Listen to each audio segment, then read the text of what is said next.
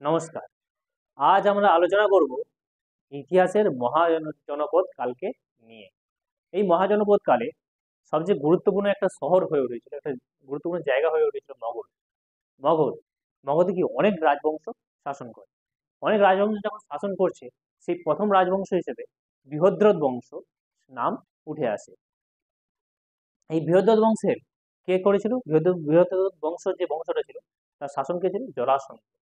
এই যে জরাসন্ধ বৃহদ্রথ বংশ শাসন করেছিল, বৃহদ্রথ বংশের শাসন কে কি করেছিল? জরাসন্ধ। জরাসন্ধের পরে কি ছিল? রূপঞ্জয়, এছাড়া অন্যান্য, যার সাথে কি এই জরাসন্ধের সাথে কি ভীমসেন যুদ্ধ হয়েছিল। এই সমস্ত, কিন্তু এই বৃহদ্রথ বংশটা মগধে শাসন করলেও এর কোনো প্রমাণ সেরকম করে মেলেনি। তাই এই বৃহদ্রথ বংশকে কি করছে? এই বৃহদ্রথ বংশকে মগধের প্রথম বংশ হিসেবে ধরা হয় না। চলো, কিন্তু মগধে সবচেয়ে প্রথম যে রাজবংশ শাসন করেছিল তার নাম হলো হর্ষঙ্ক বংশ। এই বংশের নাম কি বললাম? হর্ষঙ্ক বংশ প্রথম শাসন করে, আর এর সাক্ষ্য পাওয়া যায়। এর হর্ষঙ্ক বংশের প্রতিষ্ঠাতা কে ছিল? হর্ষঙ্ক বংশের প্রতিষ্ঠাতা ছিল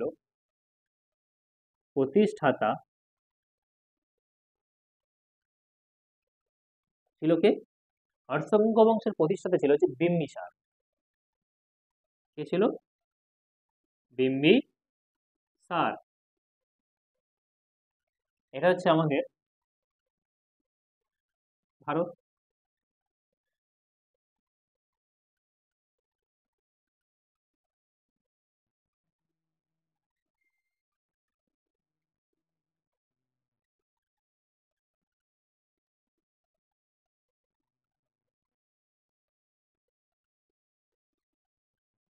এটা হচ্ছে আমাদের ভারত। মগধ, যেটা বর্তমান কি হচ্ছে প্রায় বিহারের কাছাকাছি যে জায়গাটা, সেটা কি ছিল? মগধ ছিল। আর গঙ্গা কি হচ্ছে বিহারের মধ্যে দিয়ে বয়ে গেছে। গঙ্গার কোন দিকে? গঙ্গার হচ্ছে দক্ষিণ দিকে কোন রাজ্য ছিল? মগধ। আর উত্তরে গঙ্গার কি হচ্ছে, উত্তরে কি ছিল? বৈশালী। কোন শহর? কোন মহাজনপদ? বৈশালী মহাজনপদ ছিল। মগধের কি হচ্ছে? এই মগধের কে শাসন শুরু করেছিল? বিম্বিসার। বিম্বিসার কি হচ্ছে, তার রাজ্য বিস্তারবাদী ছিল। কি হচ্ছে? রাজ্যকে বাড়তে চাইতো। রাজ্য, তিনি কি ছিলেন? বিস্তারবাদী ছিলেন। বিস্তারবাদী ছিলেন, অর্থাৎ কি, তিনি আক্রমণ করে কি তার মগধ সাম্রাজ্যকে বাড়ানোর চেষ্টা করেছেন। সেই জন্য তিনি কাকে করেছেন? তিনি কাকে আক্রমণ করছে? বৈশালীকে আক্রমণ। তিনি কোথায় আক্রমণ করছে? বৈশালীকে আক্রমণ করেন। আক্রমণ করেন, কিন্তু আক্রমণ তো করে দিয়েছে, কিন্তু কি করছে? সেখানে জিততে পারে না। জিততে না পারে কি করে? বেচারি হেরে যায়। আর হেরে গিয়ে কি করছে? বেচারি ঠান্ডা হয়ে, মানে যুদ্ধে হেরে গিয়ে কি হয়েছে, পুনরায় নিজের রাজ্যে ফিরে আসে। কিন্তু এতেও তার কি করছে? রাজ্য বিস্তারের যে মনোভাব, সেই মনোভাব কোনো মতে দমিত হয় না। তাই সে কি শুরু করে? তাই সে কি করছে? বিবাহ এর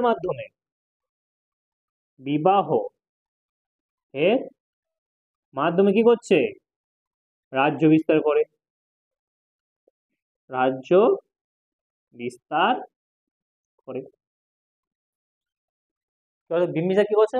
বিভিন্ন রাজার কন্যাকে, মানে রাজকন্যাকে কি বিবাহ করে, এবং সেই রাজ্যকে আস্তে আস্তে নিজের দখলে নেয়। এইভাবে কি করতে শুরু করে? তার রাজ্য বিস্তার শুরু করে। এইভাবে চলতে চলতে কি হয়? এরপরে কি আসে? অজাতশত্রু। কার? বিম্বিসারের পুত্র কে হয়? অজাত শত্রু। কার পুত্র ইনি? বিম্বিসারের পুত্র।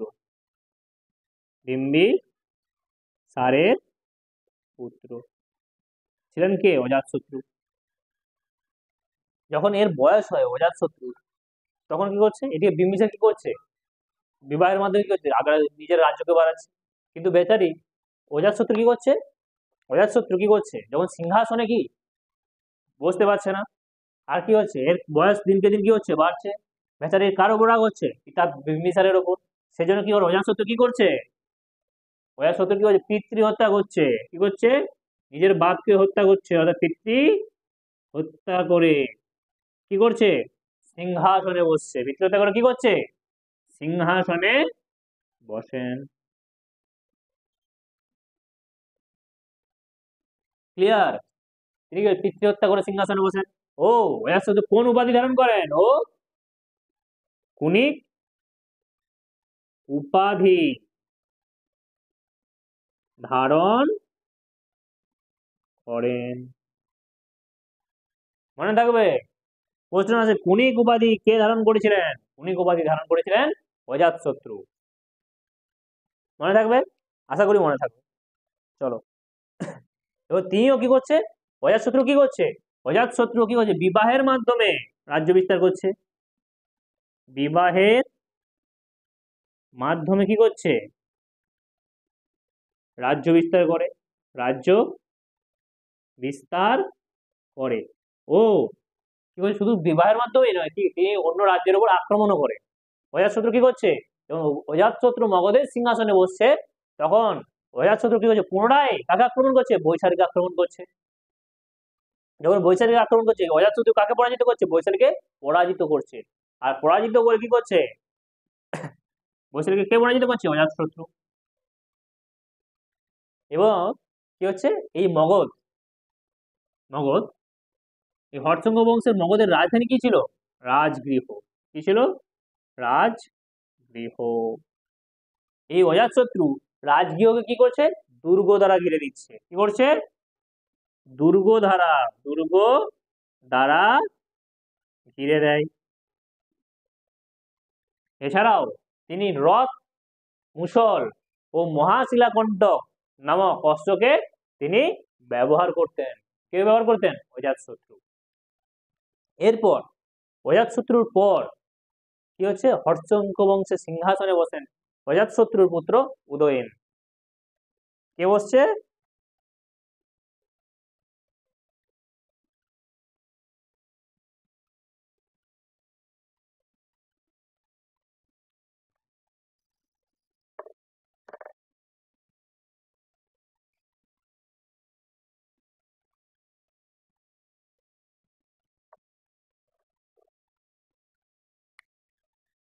অজাতশত্রুর পর কি হচ্ছে? অজাত শত্রু পর সিংহাসনে কে বসছেন? উদয়ন, বা একে উদয়ভদ্র বলা হয়। এ কি করছে উদয়ন? উদয়ন কি করছে জানো? রাজধানী কি রাজগৃহ থেকে, রাজধানী কি হচ্ছে? রাজগৃহ থেকে কি করছে? থেকে স্থানান্তরিত করে।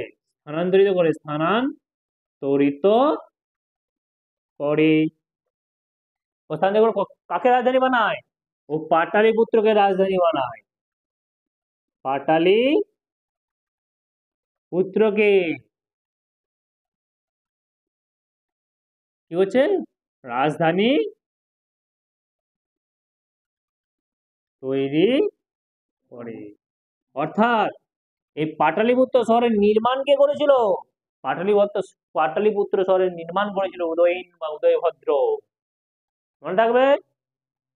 চলো, এই ছিল কি হর্ষঙ্ক বংশের মোটামুটি জানকারি। এরপরেও একটা আছে যে অন্তিম সম্রাট, মানে অন্তিম সম্রাট কে ছিলেন? এর অন্তিম সম্রাট ছিলেন নাগ দাশক। এর অন্তিম সম্রাট কে ছিলেন? নাগ দাশক। টিম এই ছিল হর্ষঙ্ক বংশের সম্বন্ধে এক ছোট জানকারি। এই সমস্তগুলি কি করুন, যারা পরীক্ষার জন্য প্রস্তুতি নিচ্ছে তাদেরকে কি করুন, তাদেরকে ফরওয়ার্ড করুন এবং তাদেরকে শেয়ার করুন, যাতে তারা এখান থেকে আরো কিছু জানতে পারে। যদি ভিডিওটিকে ভালো লেগে থাকে তবে ভিডিওটিকে লাইক, কমেন্ট ও শেয়ার করুন। ও এরকম আরো ভিডিও পেতে চ্যানেলটিকে সাবস্ক্রাইব করুন। নমস্কার।